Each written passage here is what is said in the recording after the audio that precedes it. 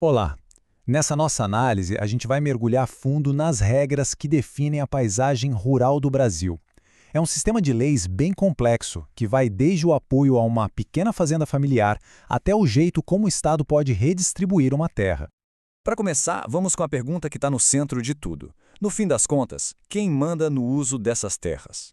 A resposta? Bom, ela está num conjunto de regras que tenta o tempo todo equilibrar o interesse privado com o bem de todo mundo. Então, vamos lá. Primeiro vamos entender a base, o alicerce de tudo isso. Qual é o plano mestre do governo brasileiro para a zona rural? No coração de tudo, a gente encontra a chamada política agrária. Na linguagem do direito, ela é esse conjunto de princípios e regras que o governo usa para planejar o futuro do setor agropecuário. Mas, para simplificar, a gente pode pensar nela como a estratégia nacional do governo para o campo. É a visão de longo prazo, sabe? O que orienta onde plantar, o que plantar, como apoiar quem produz. É o mapa do caminho. Agora, a parte que eu acho mais interessante é que essa estratégia nacional se divide em duas frentes enormes. Elas são diferentes, mas elas precisam caminhar juntas para a coisa funcionar.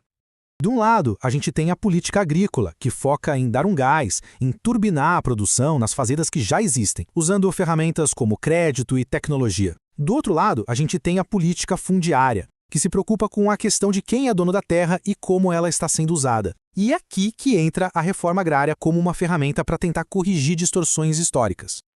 Isso não fica só no papel, não. A gente vê essas ações na prática. A política agrícola aparece, por exemplo, no crédito rural que financia a safra, no seguro que protege o produtor de uma perda, nos incentivos para usar novas tecnologias e no apoio ao cooperativismo. Tudo para fortalecer quem já está produzindo. Agora, vamos puxar o fio da outra política, a fundiária, e chegar num dos conceitos que mais gera debate quando o assunto é o campo no Brasil, a reforma agrária. Pela lei, lá no Estatuto da Terra, a reforma agrária é definida como esse conjunto de medidas que busca distribuir a terra de um jeito mais justo. A ideia é modificar como a posse e o uso funcionam para promover justiça social e, olha só, ao mesmo tempo, aumentar a produtividade. Os objetivos, como dá para ver, são bem ambiciosos.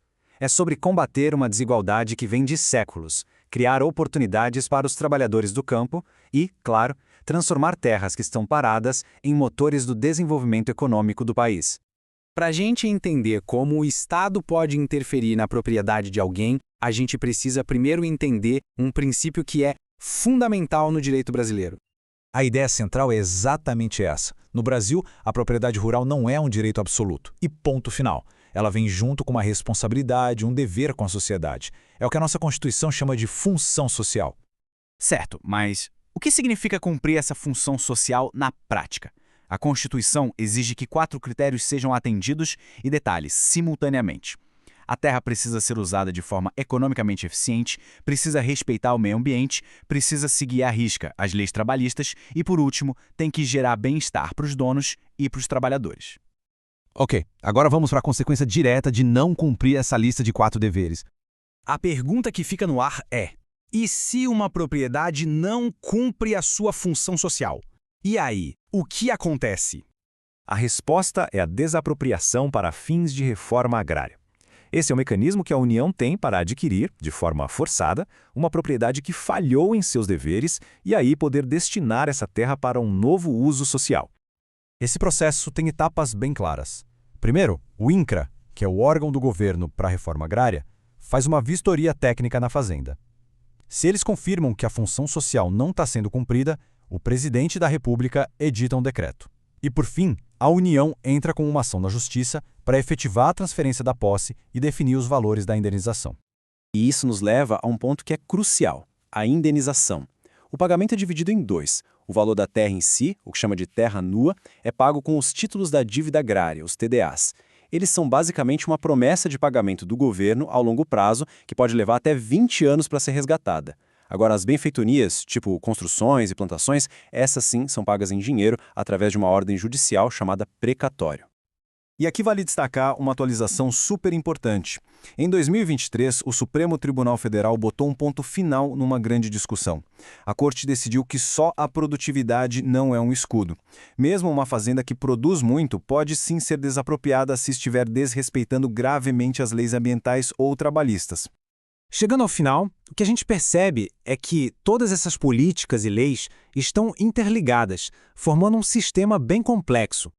Essa citação dos juristas Silvia e Oswaldo Opitz mostra essa conexão de um jeito brilhante. Eles nos lembram que a reforma agrária, ou seja, só distribuir a terra, não funciona sozinha. Ela precisa vir acompanhada da política agrícola, dando condições para que a nova propriedade se torne produtiva. Portanto, o ponto central é este. Todo esse conjunto de leis do campo brasileiro é um esforço contínuo para encontrar o equilíbrio entre o direito individual à propriedade e o interesse maior da sociedade. E isso tudo nos deixa com uma reflexão final, não é mesmo? Nessa balança entre o direito do indivíduo e o bem da coletividade, qual é o ponto de equilíbrio ideal?